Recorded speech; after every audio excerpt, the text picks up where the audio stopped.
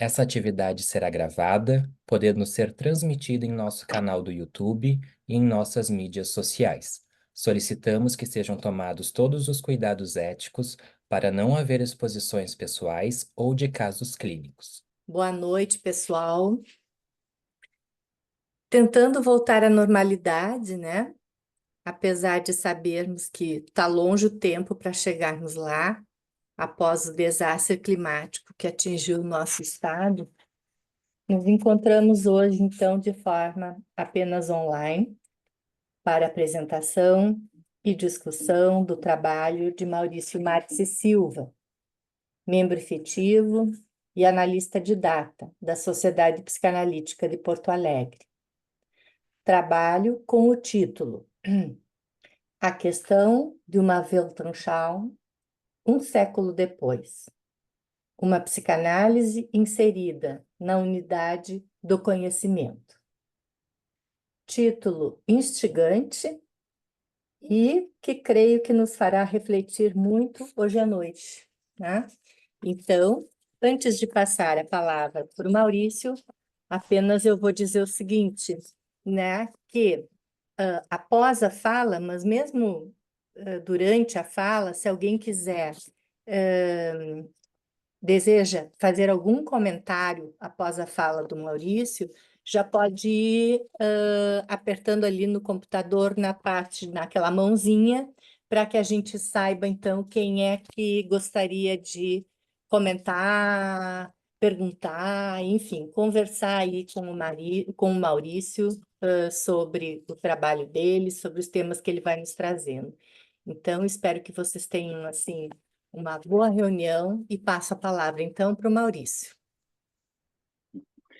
Muito obrigado, Marli. Primeiro, eu queria agradecer então, a comissão científica, através de ti, a sociedade por esse espaço. E aqui eu fiquei assim com receio, exatamente pela razão que tu estava mencionando antes, né? A gente, no meio dessa calamidade toda, eu trazer um tema tão epistemológico, tão teórico. Eu cheguei a ficar preocupado, falei contigo se havia possibilidade de mudar a data, porque a gente combina essas coisas com muitos meses, né, de antecedência, então não tinha como imaginar esse momento, né? E eu fiquei com receio que fosse ficar muito fora de sintonia com o que a gente está vivendo, mas depois, bom, eu vi que também mudar cronogramas é muito complicado, né, cria uma série de problemas, e, de certa maneira, assim, acho que a gente está entrando, né, num momento de começar a sair dessa situação e, às vezes, a gente tomar uma certa distância, assim, até é saudável dar um desafogo, né, da exaustão que dá, assim, viver constantemente essa situação. Então vamos lá, né? Assim, é um tema bastante teórico, mas parece que muita gente se interessou, né? Então, eu vou compartilhar uma tela e vou ir passando uma sequência de slides que mais ou menos acompanha também a sequência do meu pensamento nesse tema, que vem de muito tempo, né? Então, eu vou passando, assim, passando algumas ideias centrais, né? Vai ser uma visão panorâmica, porque é um tema muito amplo e complexo, mas vai ser uma visão panorâmica de autores e ideias que eu acho que assim são importantes, são centrais na evolução desse tema ao longo de um século, praticamente, né? Assim, porque, embora o artigo do Freud seja de 32, eu acho, né? Mas com certeza isso já era o pensamento dele desde, no mínimo, da década anterior. E esse é um texto que ele tem para mim assim um significado especial, uma memória afetiva, né? Assim, vou até compartilhar uma coisa mais pessoal, um pouco da minha biografia, mas assim, enfim, eu entrei para medicina muito cedo, né? Passei com 16 anos, enfim, e eu entrei porque meu pai era médico, né? E aí no segundo ano da medicina eu achei que não era aquilo que eu queria, aquilo não tinha a ver comigo, né? E acabei largando, indo para o jornalismo, enfim, larguei medicina sem trancar matrícula, né? E, Cheguei aí conhecer o jornalismo, tinha uma amiga que era repórter, fui conhecer a redação do Zero Hora, fazer reportagens, enfim, mas eu queria algo da visão de mundo e das humanas, né? E nesse meio tempo, nesse período, também eu descobri o Freud, eu encontrei no sebo, então, as conferências introdutórias, as novas conferências, e li de cabo a rabo, e esse é o último, então, o último artigo das novas conferências, eu fiquei encantado, e foi aí, né, que eu decidi voltar para a medicina para fazer psiquiatria para psicanálise. Então, ele tem essa memória afetiva para mim, eu fiquei encantado com a visão de mundo, assim, a amplitude da visão do Freud, aquilo deu algo assim que eu estava pensando, para mim funciona como uma espécie de estrutura em quadrantes, assim, né? A Weltanschauung e, né, a visão de mundo. E depois disso, isso sempre teve comigo, então, como uma estrutura em quadrante, eu acho, comparando com, né, o conceito do Green. E ao longo do tempo, bom, ia surgindo um autor, outro, algumas coisas que entravam dentro dessa ideia da visão de mundo, né? E do que foi mudando ao longo desse século, o que foi se apresentando. Então, era isso que eu queria compartilhar com vocês, para depois a gente conversar.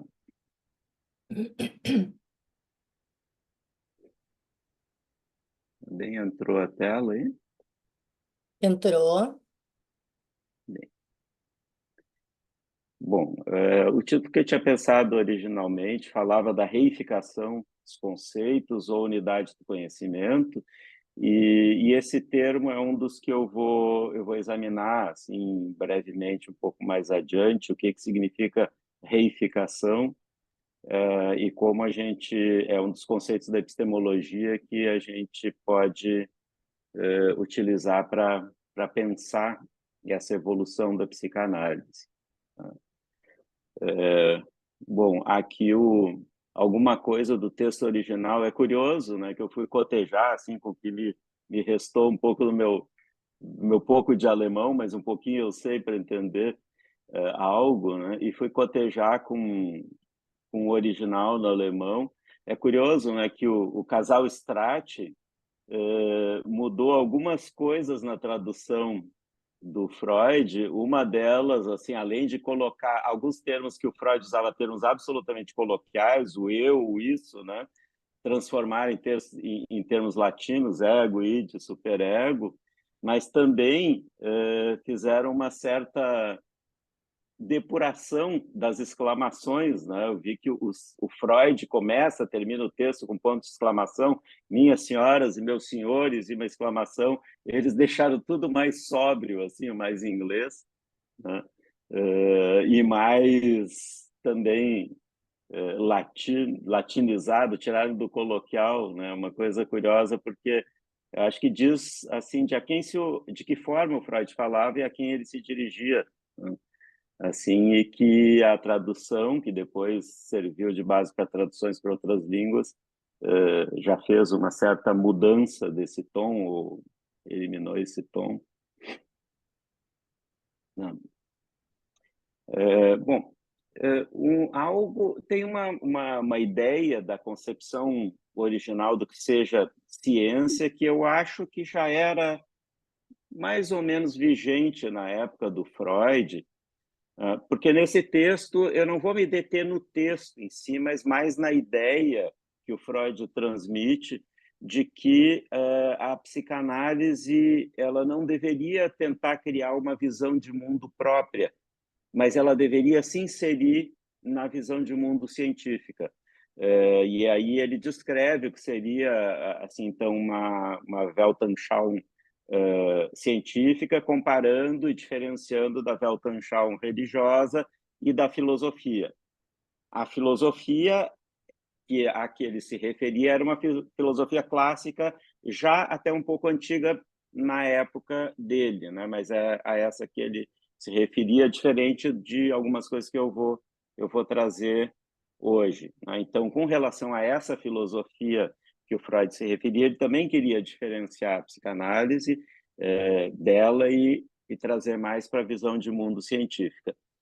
E a visão de mundo científica, principalmente com relação ao trânsito do conhecimento entre as diversas disciplinas que já começavam, naquela época, a se compartimentalizar, ela tinha muito dessa visão da pirâmide das disciplinas, que mais ou menos eu procurei representar aqui, onde na base da pirâmide ficaria assim a física, mecânica estatística, cosmologia, enfim, áreas relacionadas à física, acima a química, depois a biologia. Qual é o sentido disso? O sentido era de que tudo que está mais para cima está contido dentro do que está mais embaixo. Embaixo são as áreas mais amplas. Então, tudo que pertence à química está contido no mundo da física. Tudo que pertence à biologia está contido no mundo da química, né? Da química orgânica. Todos os seres vivos são compostos de compostos químicos, e aí vai a psicologia, então, na parte dos seres biológicos que tem o que se possa chamar de psiquismo, né? E a ideia não era, pelo menos assim, em autores, por exemplo, um autor que eu vou usar, o Murray Gell-Mann, vou falar depois um pouco mais dele, ele faz questão de salientar, ele usa esse modelo ainda nesse livro de Extraordinário, de 94, e ele usa esse modelo, mas faz questão de salientar que o fato de se ter disciplinas mais amplas não significa nenhuma hierarquia, significa apenas que uma está contida dentro da outra, mas cada uma tem o seu conhecimento específico, que não é explicado pela outra. E existe um conceito, que é o conceito de redução ou reducionismo, que tem a ver com essa forma de ver as diferentes disciplinas, as diferentes áreas do conhecimento, mas que é um conceito específico da epistemologia, mas que é pouco conhecido. Normalmente as pessoas usam reducionismo num sentido assim mais popular, vamos dizer assim, e é quase como um sinônimo de simplismo, muitas vezes. E esse conceito é um conceito bastante desenvolvido dentro da filosofia da ciência e tem significados específicos bem diferentes disso. Tá? Então, dentro dessa concepção da pirâmide das disciplinas, a redução significa tu fazer um trânsito na pirâmide e, mesmo que cada área tenha os seus conhecimentos específicos, ela, quando transita para as outras áreas, ela, em tese, ela não pode contrariar, como ela está contida nas áreas mais amplas, ela não pode contrariar leis ou conhecimentos dessas áreas mais amplas sem, de alguma maneira, se posicionar quanto a isso. Não é que não possa discordar, mas se discordar, por exemplo, algum achado da biologia, que é de dentro do mundo físico, se contrariar alguma coisa básica da física, tem que, no mínimo, dar uma explicação ou se posicionar, né, quanto a isso. Então, de certa maneira, esse trânsito da redução, ele seria uma espécie de teste de realidade para as diferentes teorias e para os diferentes conhecimentos. Mas, ainda assim, essa ideia, mesmo que os autores, como Gell-Mann, tenham enfatizado muito que não era uma hierarquia, enfim, e esse significado, é muito difícil separar dessa ideia de hierarquia e a redução dessa ideia de simplismo, né? De reduzir uma coisa como que tirar a complexidade dela. Então, isso acabou sendo modificado dentro da epistemologia, outros conceitos foram substituindo, que eu vou entrar um pouco depois, mas que, na verdade, foi por uma necessidade assim, que não precisaria ter se o conceito fosse entendido como ele deveria ser, né? Mas, ainda assim, alguns autores propuseram mudanças. Só uma palavra sobre o Murray Gell-Mann. Murray Gell-Mann é um físico que ganhou o Nobel antes dos 40 anos, com 30 e poucos anos. E depois que ele ganhou o Nobel, e com o prêmio do Nobel, ele criou ele passou a se dedicar ao estudo dos sistemas complexos, especialmente sistemas adaptativos complexos. E com o prêmio do Nobel, ele usou para criar o Instituto Santa Fé. E esse nome Santa Fé não tem nada a ver com a fé religiosa, mas é a cidade de Santa Fé, no Novo México, onde se localizava esse instituto, destinado a estudar a complexidade dos sistemas complexos. E ele não caiu numa coisa que eu vou depois discutir um pouco mais, mas que chamam assim, a doença do Nobel, né? Ou a Nobelite, que assim, quando alguém ganha o Nobel, alguns ganhadores do Nobel é que criaram esse termo, às vezes a pessoa fica um tanto inflada a partir daquilo ali, passa a dar opinião sobre tudo como se conhecesse de tudo, né? E virar uma certa estrela. E não aconteceu isso com o Gelman, pelo contrário, ele criou esse instituto, não deu o nome dele para o instituto, convidou um monte de gente e estudavam coisas desde a evolução das linguagens até a evolução do crescimento de cidades, tudo que pudesse ser compreendido como o funcionamento de um sistema complexo, ou seja, com múltiplos determinantes e que evolui e se adapta, né? E, enfim, tem muitas publicações do Instituto Santa Fé, é um lugar admirável, assim, que reuniu muita gente, muitos ganhadores de prêmio Nobel, etc. E um dos lemas era essa frase que está aqui em cima, né, em que eles diziam que a compartimentalização do aprendizado está se tornando mais e mais um grave problema, trazendo um grave dano para a compreensão do mundo, ou seja, da Weltanschauung, né? Então, tem muitas publicações com síntese das discussões, dos seminários do Instituto Santa Fé. Essa aqui é uma delas, que fala da síntese emergente na ciência, ou seja, a ideia de uma unidade do conhecimento e de questionar as disciplinas tradicionais. Nesse modelo inicial aqui, o Gelman já mencionava nesse livro sobre a complexidade que cada vez menos as disciplinas tradicionais estavam dando conta do conhecimento, a compartimentalização não atendia mais o que vinha sendo descoberto, e cada vez mais se tinha disciplinas híbridas, em que tinham nomes que juntavam uma área e outra.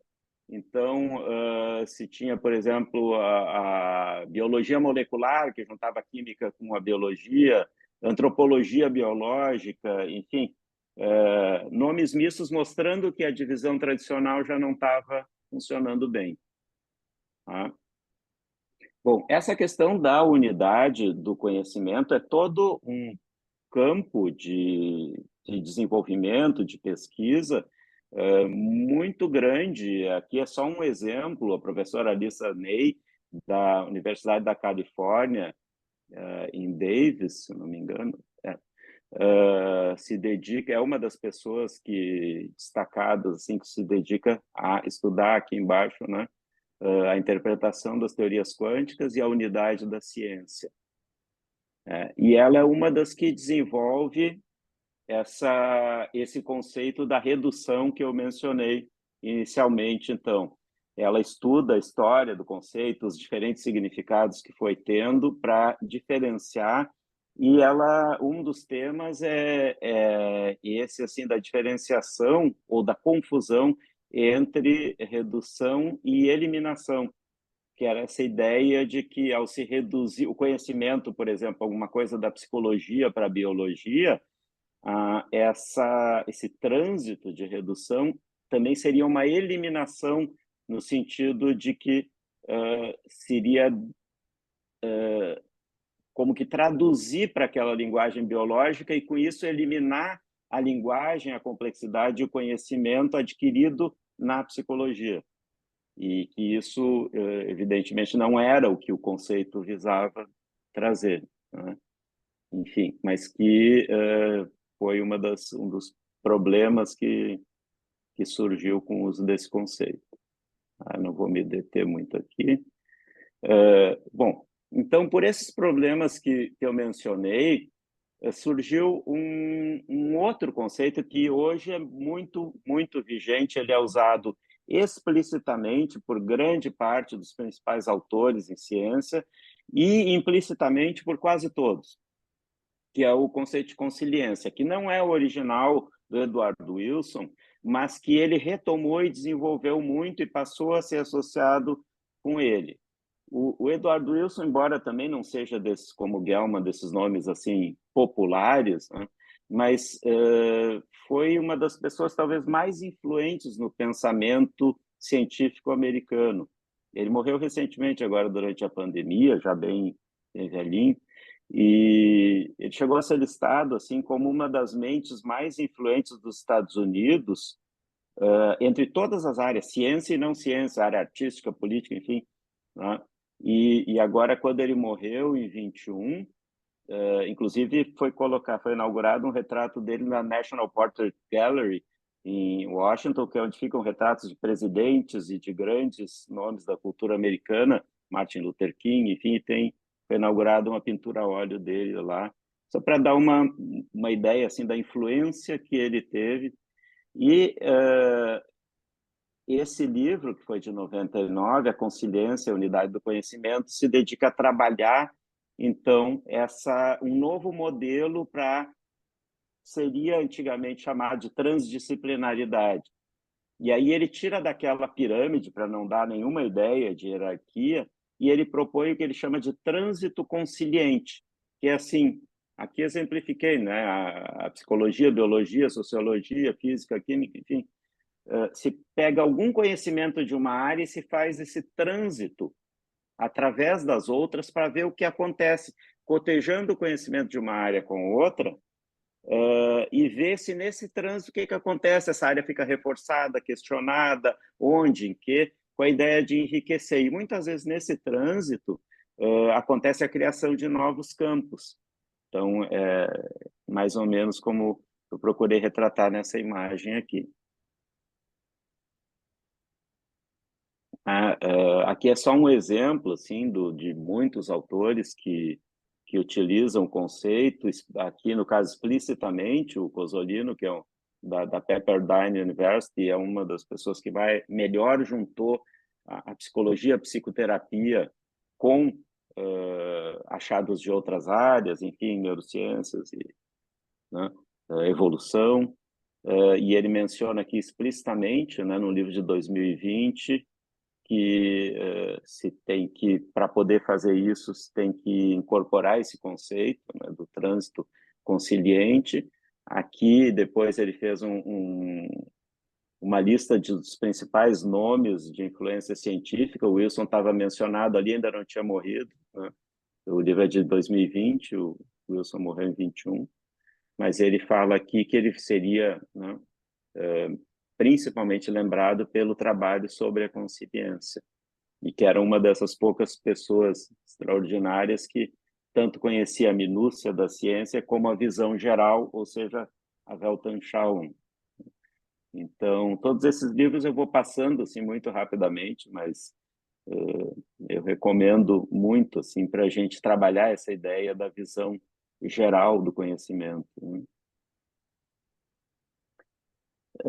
Bom, e nesse trabalho, então, principalmente da filosofia da ciência, ao longo do século, alguns temas foram sendo levantados que são relevantes para o tema em geral, e eu acho que para a gente pensar ou repensar a evolução da psicanálise também. Tem um tema que foi bastante desenvolvido, mas que ele tem uma origem antiga lá com talvez seja anterior, mas o William James, em 1896, chamava de a falácia do psicólogo, ou a reificação. O que significa reificação? É uma espécie de coisificação, ou pegar algo que é dinâmico e transformar em estanque, em parado, né? Então, como que coisificar? E o William James falava, o advertia com relação ao que ele chamou da falácia do psicólogo. O psicólogo era qualquer um que estudasse psicologia ou psiquismo, né? E ele dizia que o risco da reificação, de coisificar as teorias e os conceitos, era que, lá pelas tantas, uma teoria que é criada para entender fenômenos psíquicos pode começar a ser tratada como o fenômeno em si. E isso é um perigo, né? Porque diz que lá a teoria é uma tentativa de descrever provisória, necessariamente provisória e incompleta. E se a gente coisifica ela e começa a confundir ela com o fenômeno que ela busca descrever, a gente corre o risco de parar de estudar o fenômeno e começar a estudar a teoria, como se fosse o fenômeno, né? E a se apaixonar pela teoria criada e esquecer que ela é uma teoria e é para ser provisória até que se tenha uma descrição melhor, né? Um exemplo, um cientista importante, Stephen Rose, por exemplo, faz uma crítica num livro de 1997, Lifelines, né, Linhas de Vida, por exemplo, sobre a reificação da ideia de agressão. Ele diz que é colocado sob o rótulo de agressão assim uma série de coisas que são muito diferentes entre si e que são descontextualizadas quando se reifica o conceito, e isso cria uma série de mal-entendidos, né? E de algo que, bom, podem ser coisas muito diferentes, né? Uma coisa é uma agressão de um soldado durante a guerra, de alguém que está defendendo uma ideologia, de alguém que vai agredir para roubar e matar alguém, enfim, todas as diversas formas, e às vezes são estudadas como se fosse uma coisa só, né? Então, um dos riscos, né? Tem toda uma história do conceito pelo Van der Berg, que é um filósofo belga, que acho que até está morando no Rio de Janeiro.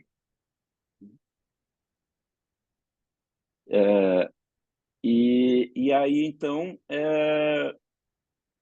já se tem algo assim que a gente pode trazer para pensar o que isso nos ajuda, fazendo esse trânsito consciente, o que a gente pode pensar ou repensar da psicanálise usando esse tipo de conceito. Por exemplo, eu vou pegar aqui só como exemplo, eu não vou aqui me dedicar a estudar esses temas, mas só usar eles como um exemplo, né? Porque falar sobre eles tomaria muito mais tempo. Mas se a gente pega assim, a teoria da pulsão de morte, né? Como Freud pensou, não o Green, mas Freud, né? Lá pelas tantas, será que a gente não fez uma reificação da teoria? Quando a gente passa a dizer, não dizer mais a teoria da pulsão de morte, mas dizer a pulsão de morte, né? Como se ela fosse um fato e não um conceito, né? Ou uma teoria. Em que medida a gente não começa a estudar o conceito ao invés de estudar os fenômenos que ele buscava, que Freud buscava descrever com ela, né? Porque, enfim, podem ter outras formas de descrever, né? No artigo da Weltanschauung, o Freud já advertia contra algumas coisas que é todo um campo da filosofia da lógica, que são as falácias lógicas, né? A petição de princípio, petitio principii, ou begging the question em inglês, né? E ele já advertia contra, né, no artigo, falando sobre o erro lógico de tomar como certo o que a gente busca demonstrar, colocar como premissa algo que é para se chegar na conclusão. E ele advertia em como é difícil, quando a gente constrói muito em cima de algumas teorias e conceitos, a gente se desapegar delas e aceitar questionar, né? Porque, enfim, há toda uma memória emocional sobre essas coisas, né? Eu mencionei desde o início como eu tinha uma memória afetiva com esse texto do Freud, como ele que me trouxe de volta para a medicina, indo buscar a psicanálise. Bom, e um dos perigos que pode vir com a reificação de conceitos é que, quando eles são confundidos com o fenômeno em si, se alguém questiona aquela explicação que aquela teoria dá, isso pode ser confundido com a negação dos fenômenos que ela busca descrever. Então, por exemplo, se eu digo assim, olha, eu não entendo esses fenômenos com esta teoria da pulsão de morte. Isso pode ser confundido com estar negando os fenômenos que ela busca descrever e não buscar outras formas de compreender esses fenômenos. Então, esse é um dos perigos da reificação da teoria, quando ela passa a ser coisificada como se fosse um fato, né? Ou pode também a coisa ficar assim como a teoria como um símbolo da nossa tribo. E aí, lá pelas tantas, assim, se alguém pensa diferente, fica o nós versus eles, se alguém pensa diferente, a eles, né? E aí pode levar uma rejeição, uma depreciação a priori, né? Tipo assim, bom, nós os subjetivados, eles os concretos, né? Defesas narcísicas que se instalam e que Freud já ressaltava, né? Quando falou da petição de princípio, da dificuldade de abandonar ou pelo menos deixar questionar algumas teorias. Tá? Outra coisa assim, é que esse trânsito da consciência, que busca, então, passar o conhecimento de uma área por outras e ver se sai reforçado ou questionado, que tipo de questionamento, e pensar, não é para ter nenhuma superioridade de uma área com outra, mas acaba que, às vezes, assim, se aceita esse trânsito da consciência quando ela reforça as teorias, mas quando ela questiona, não. Tá?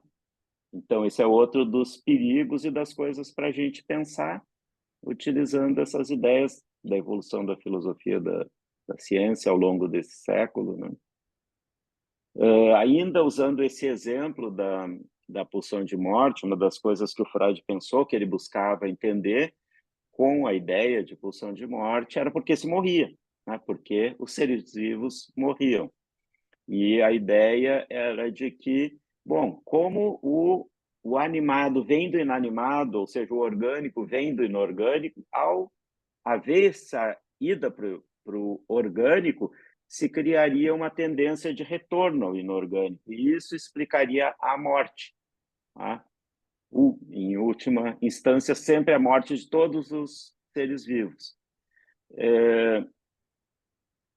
Se tem outras maneiras de entender isso, né? Aqui nesse livro, um livro interessante, Simplexity, essa mistura, né, de complexidade, simplexidade seria, e esse autor é um dos muitos que examina, né, aqui ele diz, por que as pessoas, os ratos e os mundos morrem?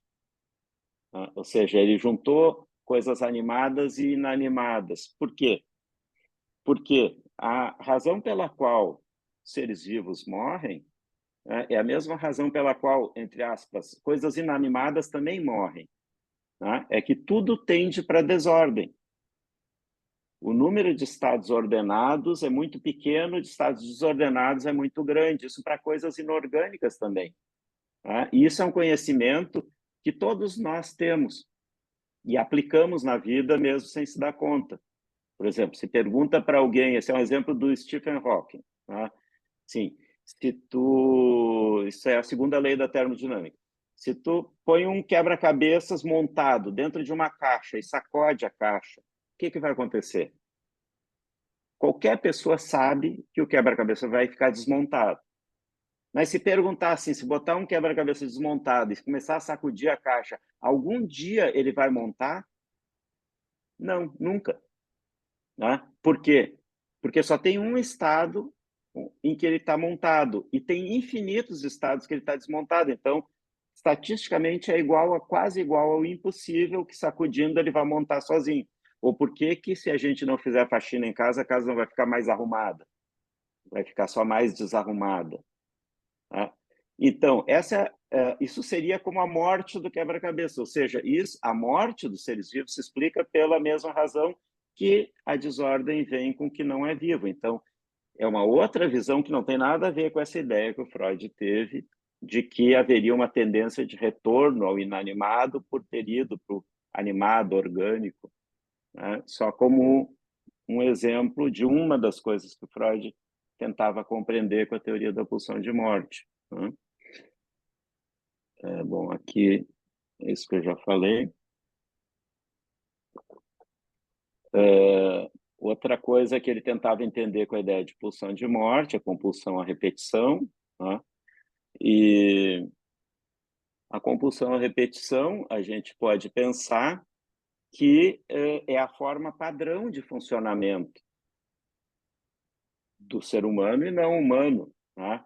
Ela não é algo que deveria chamar atenção porque ela é a forma natural. O próprio conceito de memória ou de identidade depende da compulsão à repetição. Ela só chama atenção quando o resultado dela é, de alguma maneira, destrutivo. Mas o resultado ser destrutivo não quer dizer que haja uma intenção destrutiva naquilo. Pode ser simplesmente uma forma primitiva de funcionamento que seja uma forma primitiva de sobrevivência que acabe resultando em algo destrutivo. Então, não se pode deduzir que há uma intenção e destrutiva, e também tem que se entender que a compulsão à repetição é a forma normal de funcionamento, por exemplo, a identidade das pessoas, a memória e a identidade. Se a gente não pudesse esperar quando a gente se reencontra na sociedade para uma atividade, e a gente encontra as pessoas ali no cafezinho, a gente espera que elas tenham uma continuidade da sua identidade, que elas usem o mesmo nome que elas usavam antes, que elas tenham uma forma de ser semelhante, senão seria impossível qualquer tipo de relação. Isso é compulsão à repetição também. Agora, quando a gente tem formas que podem ser formas primitivas de sobrevivência, que acabem resultando em algo destrutivo, mas sem que necessariamente isso queira dizer obrigatoriamente que há uma intenção daquilo de ser destrutiva, aí se fala em compulsão à repetição.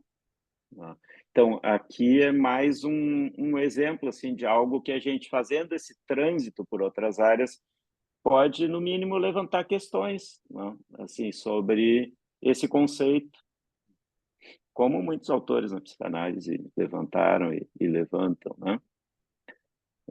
Um outro conceito usando essa ideia da consciência e do trânsito consciente também.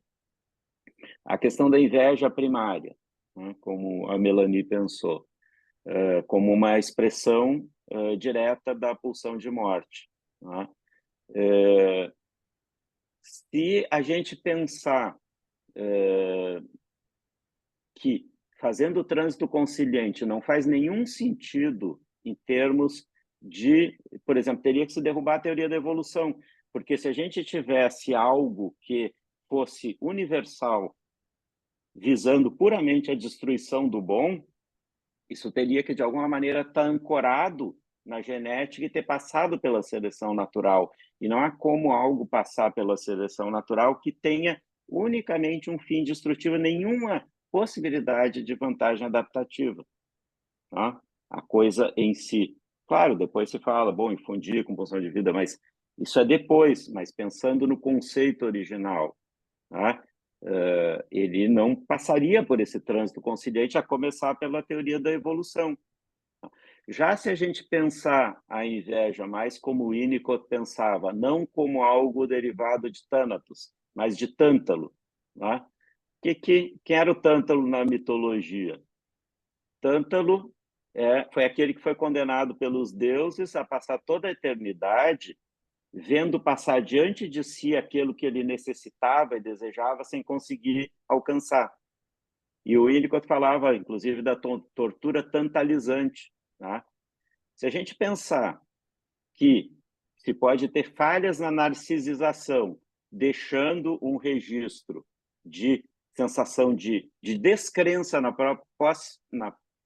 própria capacidade de conseguir conquistar as coisas, conquistar os objetos e conquistar o que se necessita e deseja, a existência do bom vira uma fonte de tortura, se há um pressuposto de que não se vai alcançar por insuficiência de narcisização, por exemplo, né? Então, de certa maneira, destruir o bom seria uma defesa contra essa tortura, uma estratégia primitiva de sobrevivência, e não um derivado de uma pulsão inerente, né, que visa simplesmente destruir o bom porque é bom.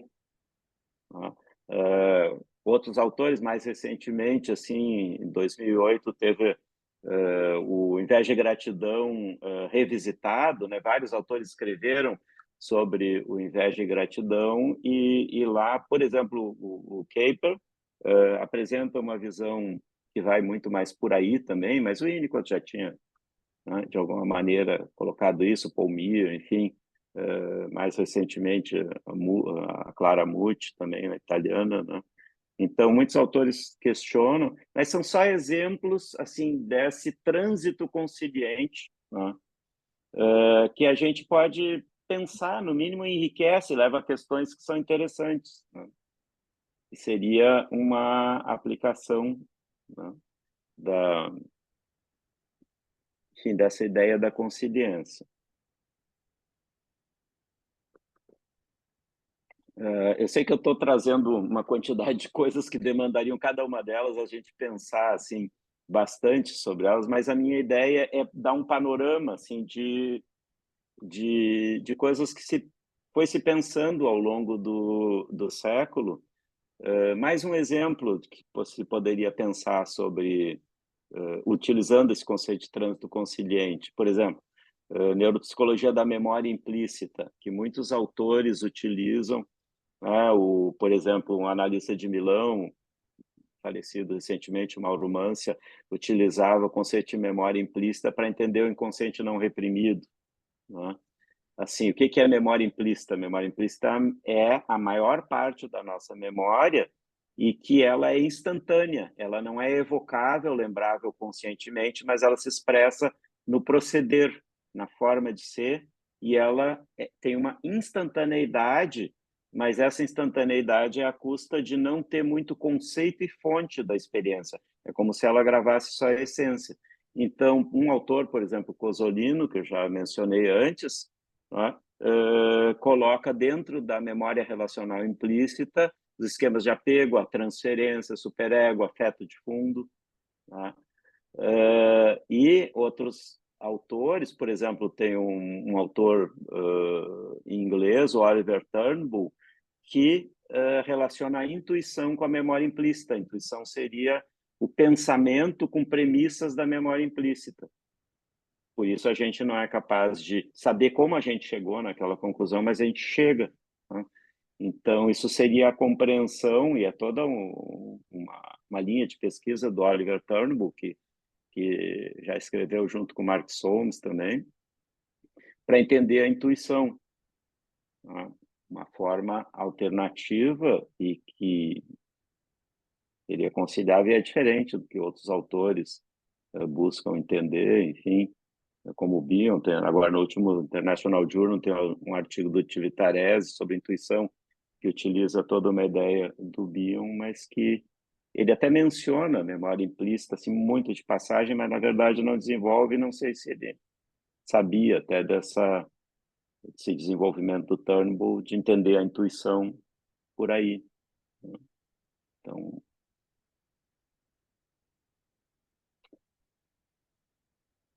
bom, não sei se é pelo fato de estar sendo online, assim, eu estou com receio de estar fazendo uma certa enchente de conceitos aqui, né? Ou pelo trauma ainda da enchente, e como a gente não tem aquele feedback de ter o olhar das pessoas, né?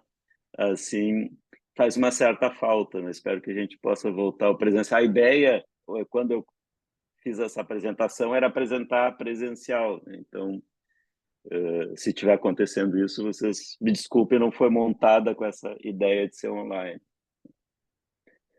Bom, mais um conceito importante que o Freud apresentou, não apresentou no artigo da Weltanschauung, mas está pressuposto o tempo inteiro lá, é a ideia do determinismo psíquico.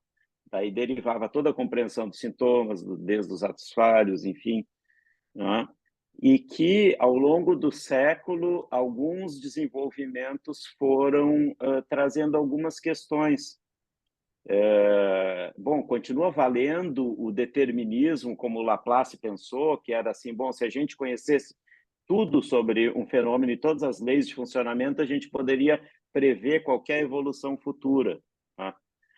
Isso foi questionado principalmente por dois desenvolvimentos ao longo do século, que foi assim, entre aspas, eu vou colocar indeterminação nos sistemas complexos, né?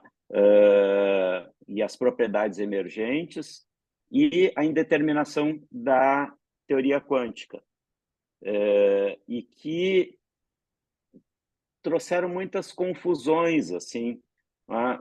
Às vezes até eu vejo que as pessoas confundem sistemas complexos e propriedades emergentes com a física quântica, coisa que são dois campos diferentes, né? O nome completo da teoria do caos é a teoria do caos determinístico, ou seja, é uma teoria do campo clássico da física, é totalmente determinística, ela não muda o determinismo, ela só diz que é difícil, em certos sistemas, é muito difícil, na prática é impossível de prever o que vai acontecer, mas não que seja em tese algo que perdeu a continuidade de causa e efeito. As propriedades emergentes, elas estão determinadas nos sistemas, só que eles, como qualquer pequena mudança gera logo em seguida uma alteração muito grande, fica na prática difícil de prever. É diferente da indeterminação quântica, que é uma verdadeira indeterminação. Pode existir, bom, existe o acaso, existe a não determinação. Né?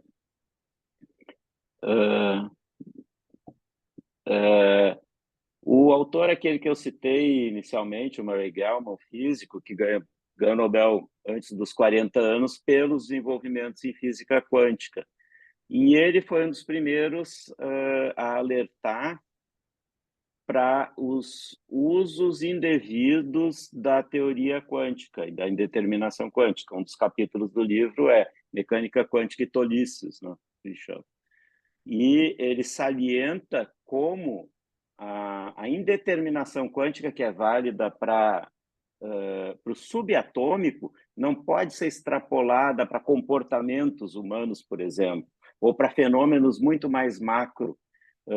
Nesse capítulo aí, ele fala inclusive de algo que foi feito, professores dele, quando ele começou a fazer a formação dele, pediram para ele calcular qual a probabilidade de um efeito quântico fazer, por exemplo, um copo saltar, né, alguns centímetros, e fizeram isso para mostrar para ele. Ele calculou e era um número que era tão infinitamente pequeno que na prática era igual a zero.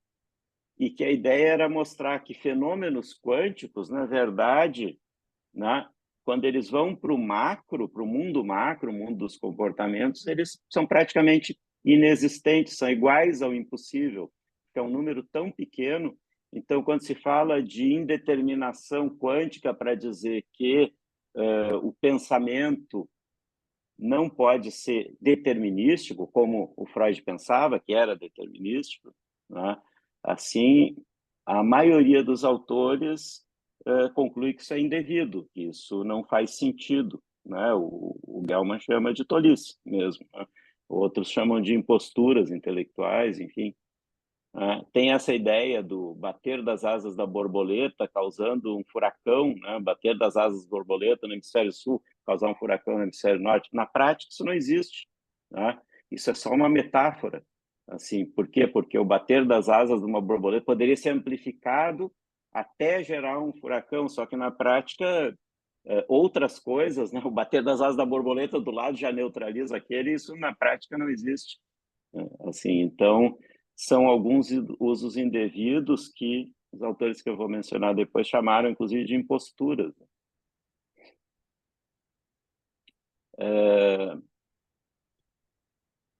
Um físico, professor de Oxford, da Universidade de Singapura, o Vlatko Vedral, escreveu todo um livro do micro ao macro para discutir essa questão e falando que isso é o grande desafio e que, na verdade, não tem nenhuma, por enquanto, nada visível que permita ir desse nível subatômico para indeterminações, por exemplo, em funcionamento do psiquismo.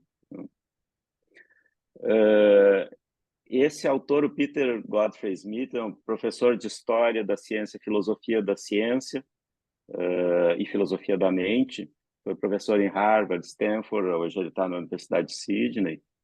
E ele faz toda uma passagem por toda a evolução do pensamento, como seriam as Weltanschauung, ao longo do século, todos os principais autores, as principais ideias.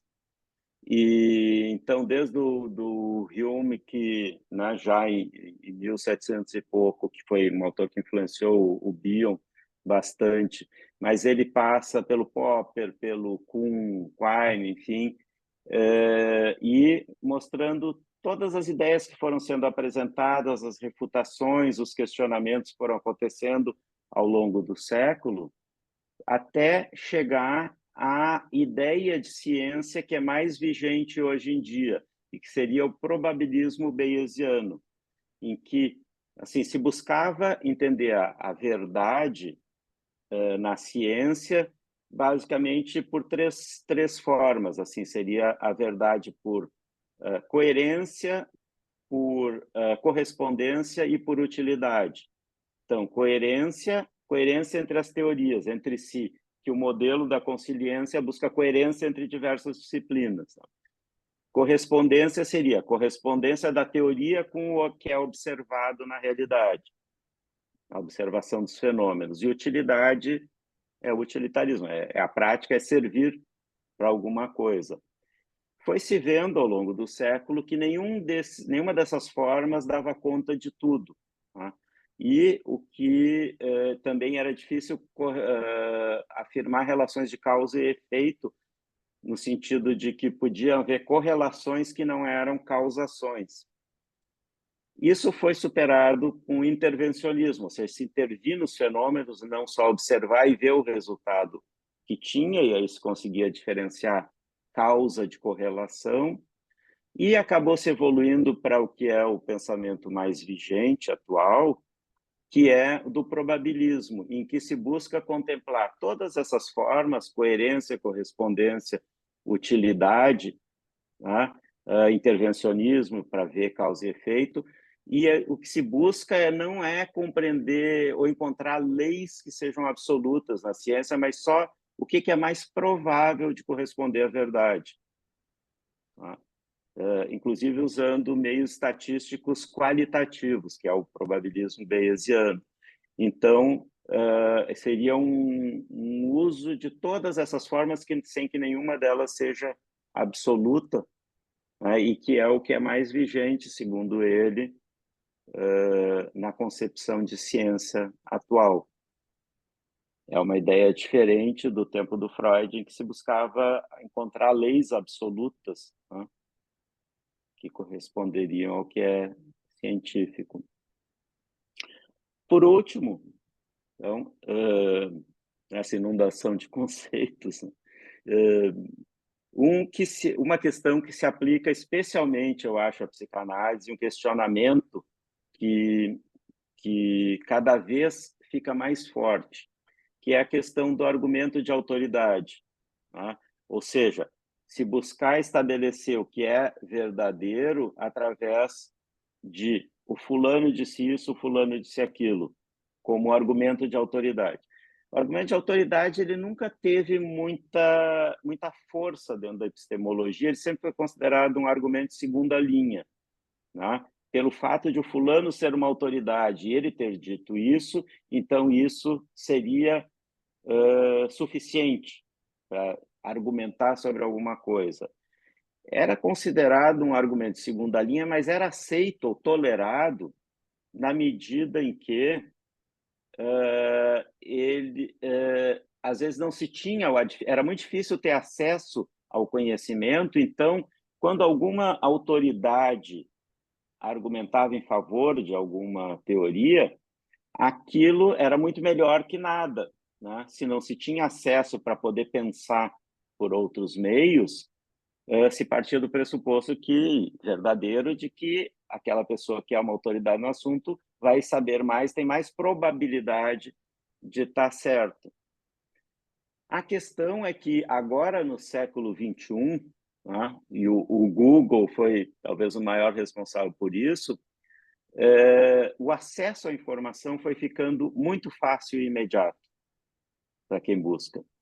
E isso causou um declínio ainda maior do argumento de autoridade, porque o que dava ainda alguma sustentação para o fulano, o Beltrano, porque são autoridades, terem dito isso, ser um argumento válido, foi caindo porque basta a pessoa saber pesquisar e informação de qualidade está instantaneamente disponível, né, ao alcance dos dedos no celular instantaneamente. Então, isso é algo que a gente tem que repensar dentro da psicanálise, porque a gente usa muito isso. Bom, foi porque o Freud disse, foi porque o Winnicott disse, o Bion, o Lacan, quem for, né? Mas isso tende só a declinar conforme a informação vai ficando ao acesso, se pode checar, e alguém está falando aqui como eu estou falando, e alguém está com o celular ali, checa, e vai verificar o que eu estou dizendo instantaneamente, enquanto, né, a coisa está acontecendo. Então, é mais uma coisa dentro assim, das mudanças epistemológicas que vieram com o desenvolvimento científico e da tecnologia, e da internet, do smartphone, do Google, dos mecanismos de pesquisa, que colocam em xeque, às vezes, a nossa forma de argumentar também, né? Dentro dessa ideia do argumento de autoridade, uma crítica que não é nova, mas recebeu um reforço importante, recente, né, no livro do Graeber e do Engel, que é agora de 2020, né, o Despertar de Tudo, em português, e eles questionam o que se chama a teoria do grande homem, dentro dessa ideia dos argumentos de autoridade, da tendência, inclusive, de historiadores ou em diversas áreas, a criar heróis, né? Então, a gente pensar que, bom, fulano trouxe um breakthrough, né? Ele trouxe ideias muito novas, conceitos novos, ele mudou o conhecimento, aquela ideia do Kuhn, que também foi em grande parte derrubada, né, dos paradigmas, enfim, e o que eles argumentam, mas que já tem uma longa história de crítica, assim, Spencer, Pascal, Tolstói, enfim, questionavam a tal da teoria do grande homem, que eles dizem que, na prática, quando se vai estudar os períodos e a produção de grandes autores, o que se vê é que eles podem ter feito contribuições brilhantes, mas o que eles trazem já vinha sendo discutido por muita gente, que era o espírito do tempo, vinha sendo discutido nos bares, nas conferências, e eles capturam algo e trazem, enfim, e fazem um desenvolvimento, às vezes importante, mas que aquilo não é tanto uma produção de alguém que trouxe, mas, na verdade, é emergente de toda uma época, e que, às vezes, fica colocado como se fosse, né, aquele autor que trouxe aquilo, e não é verdade. Se vai verificar e não é, não. Então, um exemplo disso, assim, algumas das coisas que a gente viu em psicanálise, enfim, que Freud trouxe, o Bion trouxe. Esse livro é um livro de 1834, Filosofia do Sono, publicado em 34 na Escócia. E esse livro já, nessa época, cita autores anteriores. O que ele fala sobre os sonhos, sobre a ideia de que, por exemplo, o delírio seria um sonho do qual não se acorda, como o Bion dizia, né? Assim, ou que o sonho seria um delírio restrito e dentro da saúde, sobre os pesadelos, sobre significados dos sonhos, sem ser padronizado, enfim, muita coisa que foi dita depois já estava publicada em 1834, e ele já cita autores anteriores que discutiam isso nos mesmos termos que foram trazidos depois, né? Assim, então, era o espírito do tempo, isso vinha sendo discutido, isso não diminui a importância da contribuição, Freud, do Bion, de todos, mas mostra que eles vinham numa linhagem do pensamento que vinha se desenvolvendo. Um outro autor importante, esse de 1881, As Doenças da Memória, o Théodule Ribot, que influenciou Charcot, que influenciou Janet, toda essa gente, ele falava de uma memória dinâmica, uma memória que poderia sofrer cisão, uma memória que era construída em cima das memórias infantis, e que as memórias infantis ficavam como as mais profundas, e que a regressão sempre levava às memórias infantis. Então, tudo isso estava presente lá quando Freud foi estudar com Charcot. Isso já era o que vinha sendo discutido, já influenciava, e vinha, né, pelo menos desde a década de 1870. Aqui, dentro dessa ideia né, do argumento de autoridade, os próprios ganhadores do Prêmio Nobel criaram esse termo, né, da doença do Nobel, advertindo contra, assim, os ganhadores do Nobel passarem a achar que sabem de tudo, né, e que podem opinar sobre tudo e não sobre a área que eles ganharam o prêmio, e olhe lá, né? Então, teve alguns que, inclusive, na conferência de aceitação do Nobel, diziam assim, olha, cuidem-se, inclusive comigo, provavelmente daqui a um tempo eu vou começar a dar opinião sobre tudo, achando que eu sei sobre tudo só porque eu ganhei Nobel. E teve muitos ganhadores Nobel que disseram depois bobagens homéricas, assim, muitos mesmo, né? Assim, ou, inclusive, dá para pegar, por exemplo, o John Nash era esquizofrênico e criou ideias delirantes depois de ganhar Nobel. O Linus Pauling ganhou 2 Nobel e passou a vida defendendo um absurdo lá de megadose de vitamina e teorias eugenistas. Então, tem muitos exemplos para a gente questionar a ideia do argumento de autoridade e mais para discutir razões e evidências, né? Assim, para pensar e não ficar preso. Né? Um exemplo que é muito citado é o do Penrose, que criou a ideia da consciência quântica, enfim. Né? Ele não foi o caso de doença do Nobel, porque ele criou essas ideias antes de ganhar o Nobel. Mas, por exemplo, Sapolsky, que é um autor muito importante, ganhou um prêmio equivalente ao Nobel, que é né, o Genius Grant, da Fundação MacArthur, e ele disseca a história, a teoria do Penrose e mostra assim como ela foi, de certa forma, ridicularizada por diversos outros cientistas que mostraram que todas as premissas que ele estava usando estavam equivocadas. Né? Só trocar aqui que acabou a bateria do fone.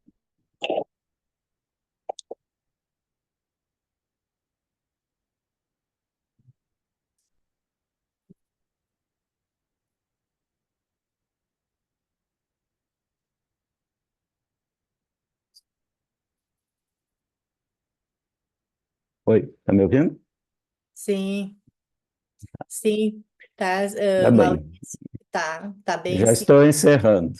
tá bom, tá bem, para a gente poder também abrir Então e tá. conversar, mas assim, ó, só para também comentar que nós tivemos 90 pessoas nos assistindo, agora estamos com 85, Uhum. então, Maurício, não tá tão pesado assim como tu julgava, porque, né, temos a grandíssima maioria ainda te Tá assistindo, te bom. ouvindo. É bom ter esse feedback, já que não está se vendo o rosto das pessoas. Aham. Mas eu acho que eu vou encerrar por aqui. Enfim, esse assunto é infinito, né? Mas, então, só para encerrar, voltando aqui ao Freud, né? E a ênfase que ele dava para esse texto, e de novo, como lá no início, né? Ele botava pontos de exclamação e se procurava ser muito veemente nessa discussão. Acredito que o Freud tinha consciência da importância e do risco de que com o desenvolvimento da psicanálise, se quisesse transformar a psicanálise numa exceção, como ele já tinha advertido, né, do risco das exceções, então o risco de que se começasse a criar uma Weltanschauung que não fosse inserida na comunidade científica e fosse querer explicar tudo por si mesma, né, e se fechar em si mesma. E eu acho que isso foi assim o principal legado desse texto, e para a gente repensar com o que foi desenvolvido ao longo do século, essa advertência do Freud, assim, né? De que a gente não deveria se isolar como psicanalistas do restante da unidade do conhecimento, né? Mas permanecer nela e permanecer em diálogo com ela. Então, é essa ideia que eu queria trazer para a gente conversar. Espero que não tenha ficado excessivo, né, a quantidade de conceitos, enfim, que tenha ficado inteligível.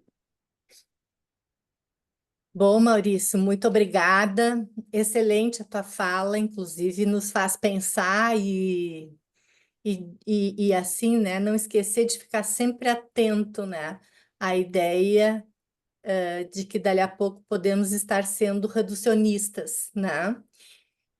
Eu vou, enquanto o pessoal se inscreve para falar, né? Como eu disse, é só vocês colocar ali, apertar a mãozinha no computador de vocês. O Grayson vai me passando, então, as pessoas que estão se inscrevendo. E eu acho que à medida que forem se inscrevendo, eu vou passando para ti, Maurício, e talvez assim, vamos ver como é que vai ser as inscrições e Uhum. 3 por vez ou um, vamos vendo como é que a coisa vai, né? Mas antes de as pessoas irem aí se animando também a se inscrever e falar, né, Maurício, eu fiquei pensando assim que do que tu disseste, né, e a proposta do Freud, né, da psicanálise, ela se propõe então a se inserir numa visão de mundo científica, né? E aí eu penso assim, né, o problema não é a psicanálise, sempre penso isso, o problema não é a psicanálise, são os psicanalistas, né? Porque os psicanalistas são humanos, né? E como humanos, nós, quando vê, também nos deixamos levar por reducionismos, talvez por ferir o narcisismo, talvez porque são tantas coisas para dar conta, né? A Uhum. complexidade é tamanha, as áreas de conhecimento são tantas, né, que a gente não dá conta, mas gostaria de dar. E aí podemos sim, daqui a pouco, nos iludir de que temos todo o conhecimento nas nossas mãos, e bom, aí deixa de ser psicanálise e passa então a ser um pensamento religioso, né? Que não é a proposta freudiana, apesar de que em certos momentos também ele estava sujeito a isso, como tu foi trazendo, né, Maurício? Mas, enfim, também para ver como é algo do humano, mas que a gente tem que estar sempre de olho na gente mesmo, né? Para não correr esse risco, né? Mas eu vou. Essa é a ideia do que eu queria trazer, Ah, exatamente. então tá. Então tu conseguiu transmitir. Tá, Maurício? Mas vamos ouvir os demais também. Aqui nós temos agora inscritos. Eu vou passar os dois, né? O Grayson vai passar. O Jair, já temos três. O Jair Knijnik, o Juarez, a Maria Lucrécia, tá? Então, os três falam e aí depois, então, tu também Uhum. tu falas, tá, Maurício? Uhum.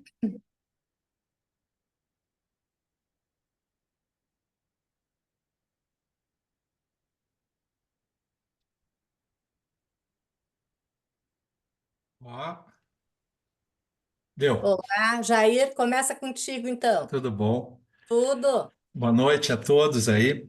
Bom, Maurício, em primeiro lugar, eu queria realmente te falar assim do encanto que eu fiquei em escutar assim, né, o que tu comentasse, porque eu acho que ajuda muito a gente, ao invés de ficar um torcedor, poder ficar um estudioso dos textos, tá? Ah, eu vou fazer rapidamente três comentários para mais como um estímulo e uma forma de homenagear o teu trabalho. A primeira coisa, uma coisa que me pareceu muito importante é essa ideia que tu trouxeste sobre a reificação dos conceitos, porque, né, ter o conceito como uma condição de possibilidade de observar os fenômenos e não, como tu mesmo dissesse, né, de uma confusão, né, como se fossem os fenômenos. Embora tenha esse alerta no teu texto, como frequentemente, né, a gente confunde essas coisas. Eu estava pensando no negócio, por exemplo, o próprio conceito de elemento alfa e elemento beta, que talvez tenha tido uma ideia justamente de evitar assim, uma saturação. Facilmente, daqui a pouco, a gente está falando do elemento beta, o elemento alfa, como se fosse uma coisa que a gente está vendo no microscópio, né? Uhum. Uma outra questão assim que eu queria dizer, que eu achei muito importante, sobre a questão do argumento de autoridade, porque Não só no sentido, como tu colocasse, né, de alguém que diz que é assim porque está escrito, está nas escrituras, vamos dizer assim, mas como há uma tendência que é é difícil a gente escutar o outro. Então, há uma tendência de nós dizermos, isto é psicanálise, isto não é psicanálise, dependendo se o outro colega psicanalista pratica uma psicanálise de um ponto de vista diferente, né? Por exemplo, quem valoriza predominantemente a interpretação, né, como um instrumento de ação terapêutica, olha com uma certa ironia, com certo maus olhos, quem prioriza um outro fator, né, mais relacional, né, menos interpretativo. Aquele, então, que valoriza mais, né, uma forma menos interpretativa de se conduzir, também olha pensando que quem valoriza predominantemente a interpretação é um conservador, alguém que está atrás do seu tempo. Então, eu achei muito importante que tu colocasse, né, como é difícil a gente escutar o outro e a tendência, né? E eu acho que a Marli comenta isso também quando ela fala sobre o narcisismo, sobre a dificuldade, né, de a gente ter uma posição de maior humildade. E para finalizar, eu queria te fazer uma provocação para estimular o teu trabalho. Uma hora tu falasse, como tu vai dando várias tentativas de explicação da complexidade disso, né? E até fala, por exemplo, olha, aquela ideia de que uma borboleta que bate as asas pode causar um furacão não tem sentido, é uma falácia, porque isso é uma metáfora. Bom, mas nós não trabalhamos com metáforas, com uma dimensão poética. Será que se nós ficarmos com um compromisso de verificar ou de explicar tudo isso, nós também não corremos o risco de empobrecer, de amarrar a essência do nosso método? Maurício, parabéns, eu fiquei encantado e quero te dizer o quanto me ajudou, quanto esse teu texto eu vou usar sempre na minha cabeça antes de estudar qualquer texto. Parabéns. Obrigada, Jair. Juarez, não sei se não trancou a imagem. A imagem está congelada, Juarez, eu não sei se ele nos ouve, talvez alguém possa pedir para ele para. Eu Tá, e tá. vocês, Ah, tu vocês tá me ouvindo, ouvem? Juarez? Tá, então, ok, vamos lá. Eu estou te ouvindo, Rosemary. Isso, Juarez, tira a imagem e fala, vamos ver se Bom, melhora. Maurício, em primeiro lugar, muito obrigado pelo teu. Vamos ver. Estão me ouvindo? Juarez, eu acho que está Conseguem me meio ouvir? Agora conseguindo. sim, agora sim, Vamos ver, Jorge. vamos lá.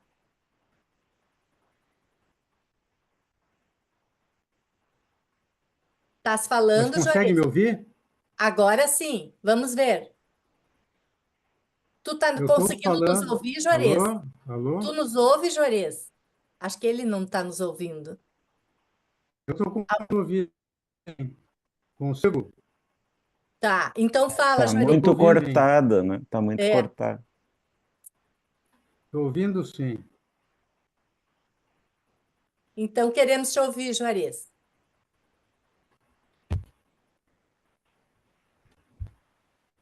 Juarez, quem sabe tu sai e volta, Alô? pode ser que melhore. Oi? Vamos fazer o seguinte, Juarez. A Lucrécia fala primeiro e daí tu, de Vou fazer repente, isso. sai Tá. e volta. E a Lucrécia, então, fala primeiro, tá? Boa noite, é uma Boa grande noite. alegria estar aqui com vocês. Maurício, eu quero te agradecer a magnífica aula.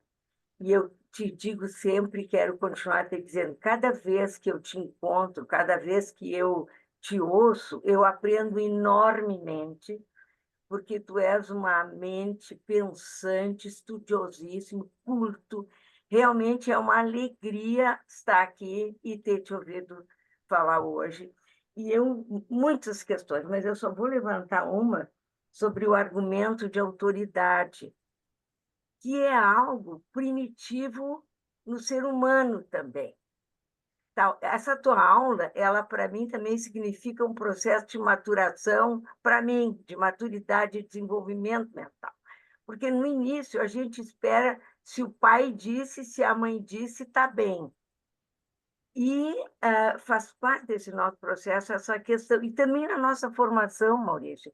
Como nós somos de gerações distintas, eu sou do tempo que o professor disse: a gente não pode falar X ou Y, Melanie Klein, por exemplo, que tinha umas críticas, não se fala, só em petit comité, porque pode ser ofensivo.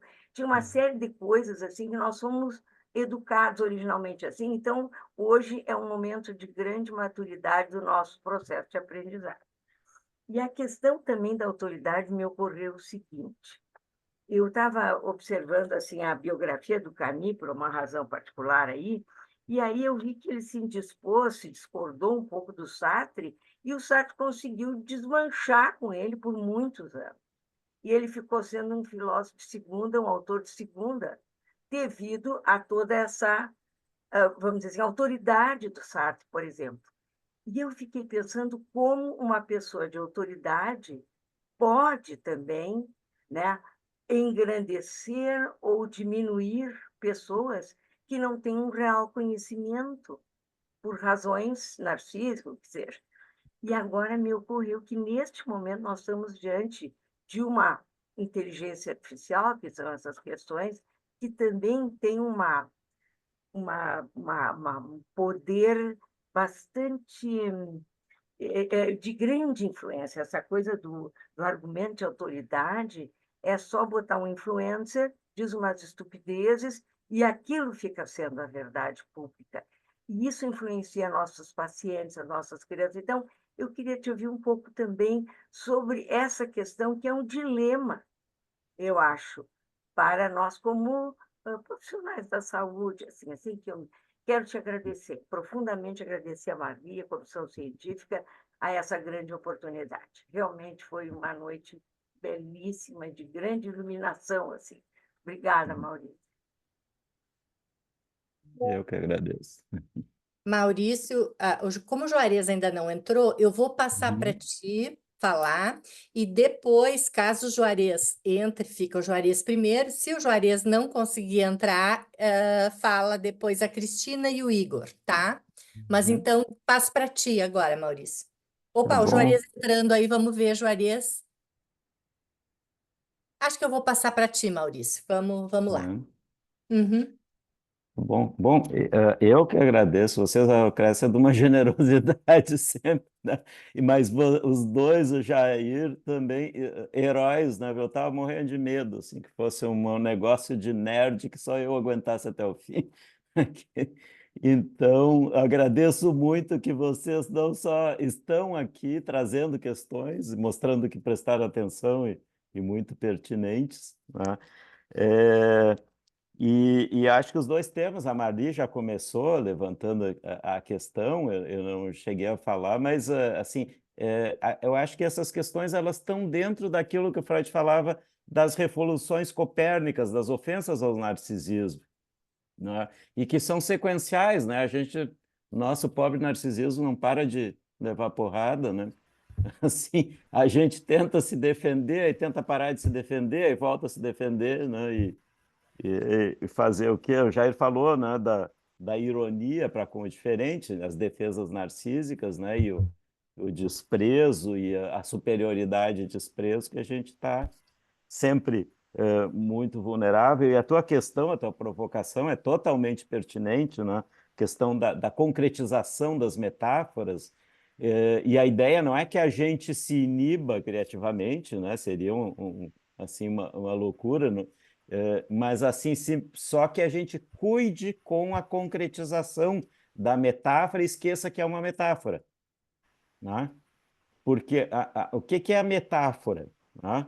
A metáfora é uma comparação implícita, certo? É uma analogia que deixa, só que é colocada como implícita.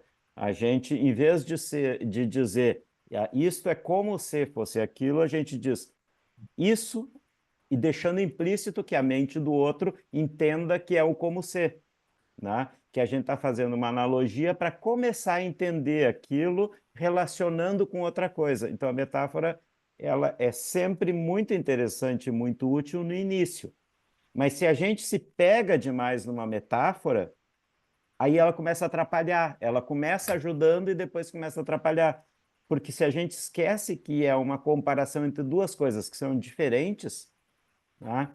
Elas começam a ficar igualadas. Então, tem vários autores que discutem isso, até que momento a metáfora ajuda e onde ela começa a atrapalhar, tá? Porque a gente esquece e começa a transformar a metáfora numa igualdade, tá? Então, é só essa a ressalva, mas fora isso, tem toda a razão, tá? Assim, jamais deve ser usado isso como... E eu acho que até aquela ideia de sair da pirâmide das disciplinas e ir para a consciência e não botar nada em cima, nada embaixo, né? E fazer um círculo, estava dentro dessa ideia de não sufocar nada e não dizer que nenhum conhecimento é maior que o outro, ou mais importante, ou extermina o outro, muito menos, né? Mas que o trânsito é fértil para levantar questões, não para sufocar. Então, eu estou totalmente de acordo contigo, só fazendo esses esclarecimentos, né? E acho que esses modelos epistemológicos também são provisórios, né? Daqui a pouco tem um modelo melhor, alguém propõe, né? Enfim, e a gente vai, né? De preferência que a gente não se apegue demais ao modelo. Lucrécia, a tendência humana que você estava falando, né, e dos pais, os pais terem razão, sim, né, e está totalmente dentro disso e a nossa necessidade de criar heróis, né? E daí essa crítica que é feita à teoria do grande homem, né? Em oposição ao Zeitgeist, né? O espírito do tempo, e que mostra que se a gente vai estudar e vai ver quem estava pensando naquele momento, um monte de gente estava pensando aquelas coisas, um monte de gente contribuiu. Às vezes o autor nem sabe que bebeu daquela fonte. Alguns não fazem questão de dar crédito, mas alguns nem se lembram, né? Nem sabem como é que eles construíram, mas beberam de várias fontes, né? Então, e claro, a gente quer criar heróis também, porque a gente pode se identificar com eles, né, e se defender narcisicamente e se sentir protegido também, né? Então, mas só que lá pelas tantas, bom, tudo tem limite, não tem problema, a gente cria os nossos heróis desde que em algum momento a gente tenha a crítica disso também, né? Porque a gente não consegue escapar, é humano, né? Então a gente vai criar, né, os heróis, mas daqui a pouco a gente tem que se lembrar só que não é bem assim. Será que o Juarez consegue Tá, já? sim, eu vou passar então agora a palavra para o Juarez, para a Cristina Então, Vasconcelos, depois para o eu Igor, e eu vou encerrar as inscrições, porque nós temos pouco tempo, então também peço para o pessoal fazer perguntas não muito extensas, tá? Então, Juarez, tua palavra, depois a Cristina e depois o Igor. Para o teu WhatsApp, tu põe em voz alta aí. Será que dá isso, tá, Cris? Ou ele escreve para o É meu uma boa WhatsApp. ideia, capaz de dar também. Eu Tá? acho que dá, Então, sim. passo para a Cris e depois para o Igor. E Cris. Tá. Bom, eu também queria te cumprimentar, Maurício, assim, eu fico impressionada, como é que tu consegue ler tudo isso, assim, porque é uma coisa, são, né, livros e livros e de temas diversos, acho que o teu interesse pela filosofia da ciência é, né, nos inspira, né? Nos inspira a buscar o conhecimento enfim, a estudar cada vez mais, assim. O problema é encontrar tempo para isso, mas enfim.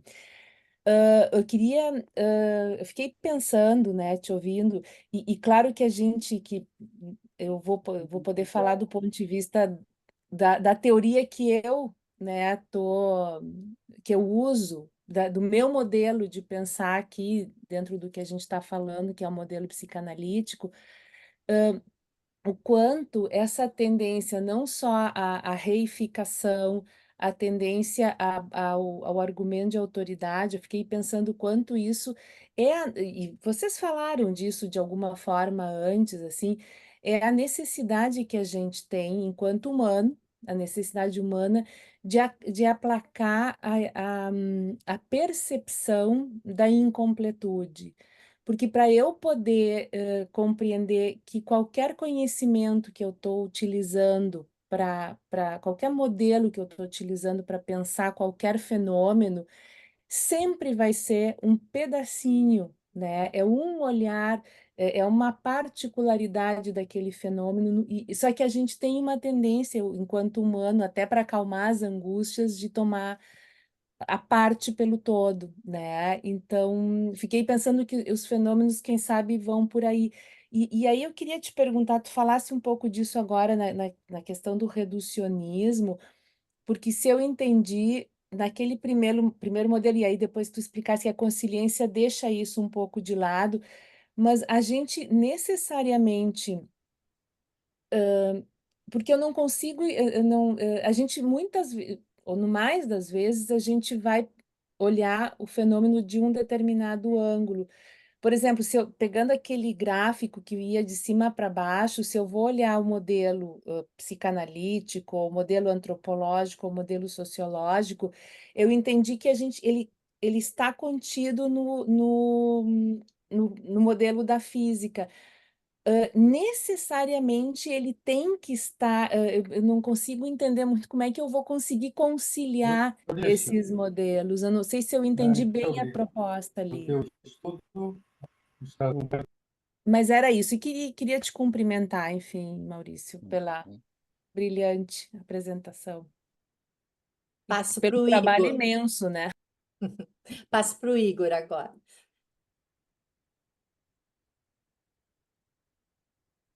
Boa noite. Eu vou tentar ser bem breve.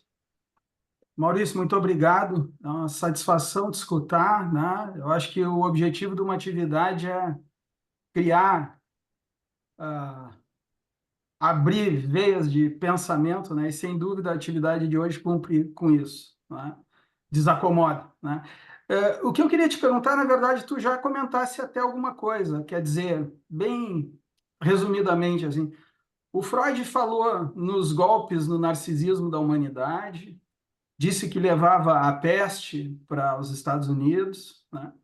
O André Green disse que a psicanálise se tornou uma ameaça à cultura, né? E eu te perguntaria o seguinte: quem dentro da ciência trabalha, né, nessa linha da incerteza?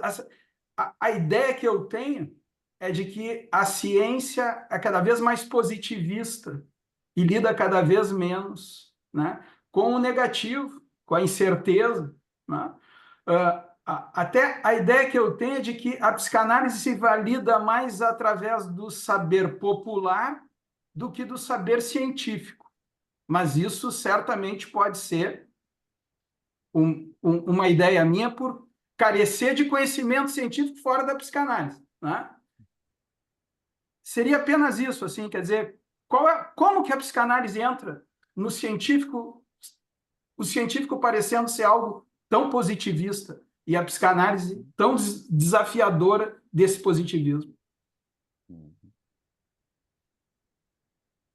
Bom, o Juarez ainda ele está gravando um áudio aqui, tá? Então vou passar para ti, Maurício, depois tomara que a gente consiga ouvir, né, o áudio do Juarez, tá? Passo para ti agora, Maurício.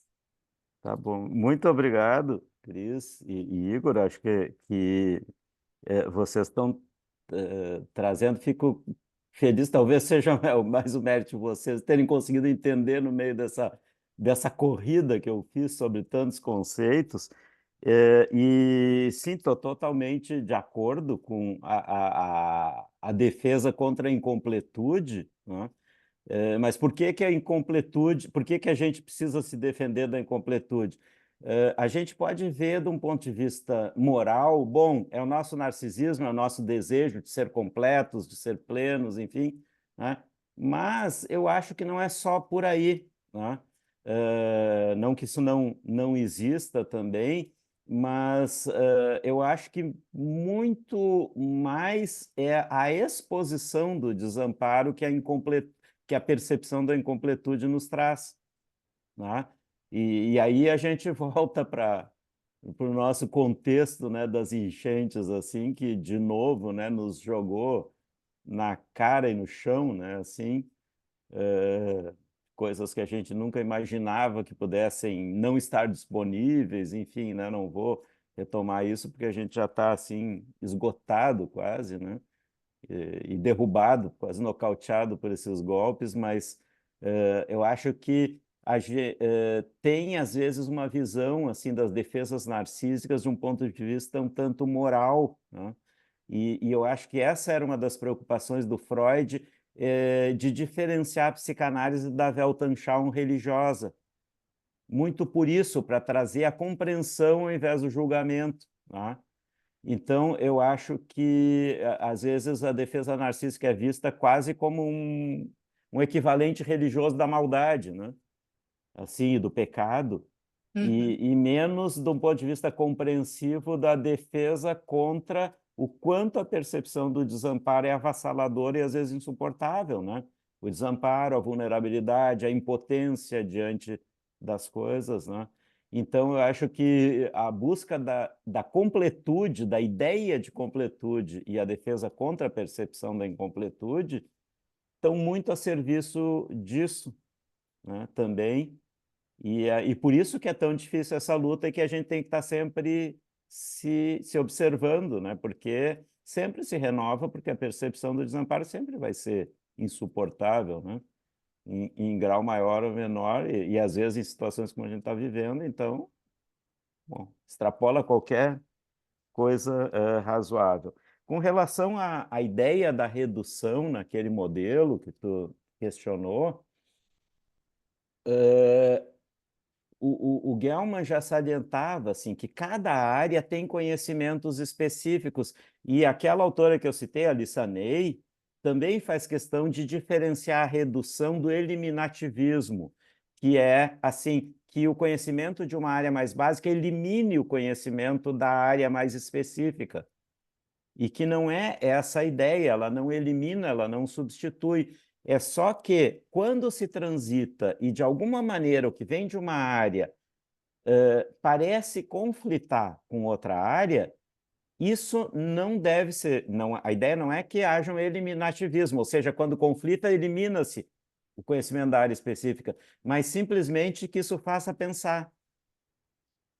Só isso, é só essa ideia. E por isso até que acabou sendo substituído, porque mesmo que os autores enfatizassem isso, acabava que sempre havia a tendência a achar que era o eliminativismo, que uma explicação da física vai substituir a da biologia, que vai substituir a da psicologia, né? E não era essa a ideia, mas como a palavra é uma palavra de uso comum, redução, e tem o significado muito específico dentro da epistemologia, acabava que o uso comum se sobrepunha e confundia. Então, por isso que adveio um outro modelo que tentava escapar disso.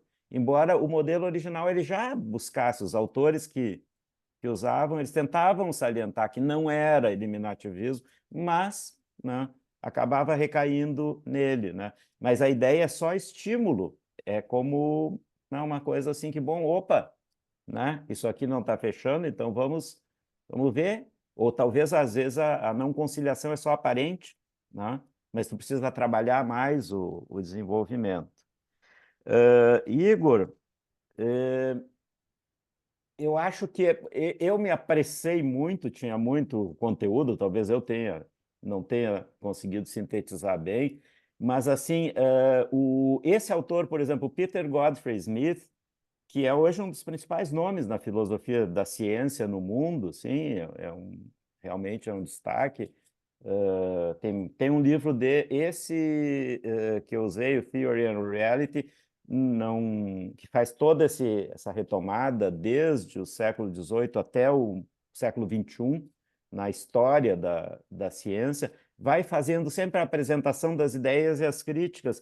E o positivismo, o popperiano, principalmente, na posição dele, já ficou para trás há muito tempo, né? E já veio Kuhn depois, enfim, e o probabilismo bayesiano justamente mostra que nenhum dos modelos, nem a ideia de coerência, nem de leis absolutas, né? Nenhuma se sustenta por si, mas que uma tentativa de contemplar as diversas formas vai desembocar num probabilismo. Ou seja, então é bem diferente da ideia positivista, que, se tu vai ver a evolução que ele traçou das propostas e das refutações, né? Assim, ele mostra bem como a ideia positivista, ele fala de todas as críticas e como depois dela já vieram 2, 3 ondas, né? E onde a gente está, a ideia é assim, ó, nós só vamos tentar ver o que é mais provável de estar próximo da verdade por diversos critérios, sendo que nenhum consegue ser absoluto. Então, esse autor é um autor que eu recomendo, ele é bastante, ele é um cara assim muito destacado, ele examina as diversas proposições e as refutações, dá sugestão de leitura, assim, hoje é um livro-texto em filosofia da ciência, embora seja de 21, nessa segunda edição, revisada, assim, então é um autor que eu recomendo e ele realmente mostra muito bem como a ideia positivista, todas as falhas, as refutações, inclusive algumas coisas que o próprio Popper já tinha se refutado, né? E que, enfim, né, antes dos autores que vieram depois. Então, tu tem razão, a ideia positivista não se sustenta, mas não é algo assim que, se tu pega esse autor, por exemplo, tu vai ver que não é algo que está cada vez mais, não, está cada vez menos, e já foi, né, derrubado, na verdade, há décadas, assim, aquele modelo, tá? Assim, agora, e o que ele diz é que em todos os modelos tem algo de útil e bom, que vai ficando, né? Mesmo quando eles passam, deixam de ser hegemônicos, algo de utilidade fica, e que aquilo que pretendia ser um modelo absoluto acaba ficando só uma contribuição, entre muitas, né? Então, essa ideia. Então, eu sugiro, esse livro é bastante didático, bastante amplo, sim, e esse autor é um que eu recomendo, é um cara muito interessante, o Peter Godfrey Smith, né? Teoria e Realidade, esse, né? Infelizmente não tem esse em português. Tem um outro livro dele que é Outras Mentes, que é um pouquinho anterior, que está traduzido para o português, mas aí não é essa evolução, é uma investigação nos tipos de mentes, inclusive mentes até do polvo, né? Ele estuda. Bom, Maurício, pessoal, eu vou tentar. É assim, ó, pelo que eu estou vendo da imagem do Juarez aqui, ainda não deve estar muito bom ali para ele falar. Então, eu vou passar aqui o áudio que ele me mandou, tá? Vamos ver se dá, se vocês conseguem ouvir. Vamos lá. Alô, Marli, vou tentar gravar aqui o meu comentário. Assim, bom, Maurício, em primeiro lugar, obrigado pelo teu estudo, por ter nos trazido um trabalho ao mesmo tempo tão complexo e com tantas ideias importantes para a gente discutir. Só para dizer brevemente, né, o quanto isso que tu falaste a respeito da teoria do grande homem, essa necessidade, faz lembrar a questão que o Bion coloca do pensamento em busca de um pensador. O pensamento está na cultura, num determinado momento daquela cultura, e ele vai ser captado por alguém que consegue dar uma forma. Mas ele já foi expresso de diversas outras maneiras, e isso fica muito ligado a várias questões, várias descobertas feitas ao mesmo tempo, né? E uma outra coisa, a questão da metáfora, a metáfora estendida demais, ela se esgota a metáfora, né? E me lembra muito que o Ogden fala que ele sabe, por exemplo, que o conceito dele do terceiro analítico intersubjetivo não é mais do que uma metáfora para tentar descrever um fenômeno que ele formulou, né, no campo analítico, e que ele espera muito que daqui a algum tempo essa metáfora que ele criou, terceiro analítico intersubjetivo, seja substituída por outras mais eficientes. Eu não sei se eu consegui gravar o que eu pensei, mas é isso. Obrigada, Juarez. Tu vê só o que é a tecnologia, né? Funcionou bem, deu para ouvir bem. Não salvou. Celularzinho salvou aqui. Vamos lá, Maurício. Bom, Juarez, muito obrigado por tentar de todas as formas não desistir, né? Assim, se alguém conhece de metáfora, é tu aqui no nosso meio, então se tu reforça o ponto, né, da limitação e essa transitoriedade, assim, isso do Ogden, eu acho que tá muito bem colocado, né? Assim, essa ideia do esgotamento da metáfora, ela é muito valiosa no primeiro momento, mas ela não pode ser levada longe demais, né, o tempo demais, que aí a gente vai estar reificando a metáfora, né, de certa maneira, assim.